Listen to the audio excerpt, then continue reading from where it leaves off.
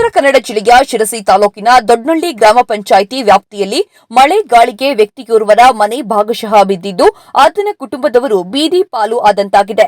ಸಂತೋಷ್ ಜೋಗಿ ಎಂಬುವವರ ಮನೆ ಬಿದ್ದಿದ್ದು ಪರಿಹಾರಕ್ಕಾಗಿ ಸರ್ಕಾರಕ್ಕೆ ಅಂಗಲಾಚಿದ್ದಾರೆ. ಸ್ಥಳಕ್ಕೆ ಸಾಮಾಜಿಕ ಕಾರ್ಯಕರ್ತರಾದ ಎಸ್ಎನ್ ಹೆಗಡೆ ದೊಡ್ನಳ್ಳಿ, ಪಿಡಿಒ ಪ್ರೀತಿ ಶೆಟ್ಟಿ, ಶಾನುಭೋಗರಾದ ಸುಕನ್ಯಾ ಸ್ಥಳಕ್ಕೆ ಭೇಟಿ ನೀಡಿ ಪರಿಶೀಲನೆ ನಡೆಸಿದ್ದಾರೆ.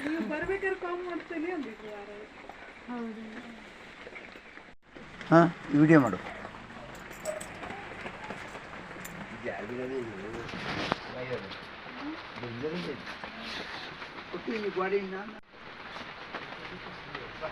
ಈ ಕಡೆ ಎಂತ ಕೊಡುದಿಲ್ಲಂತೆ. ಯಾಕೆ? ಯಾಕೆಂದ್ರೆ ಅಲ್ಲ ಇದೆಲ್ಲ ಹಿಂಗಡೆ ಬಿದ್ದಿರುತ್ತಲ್ಲ. ಬರೀ ನಿಜ ಬಂತೇನಲ್ಲ. ಹೌದು ಎಲ್ಲ ಒಂದು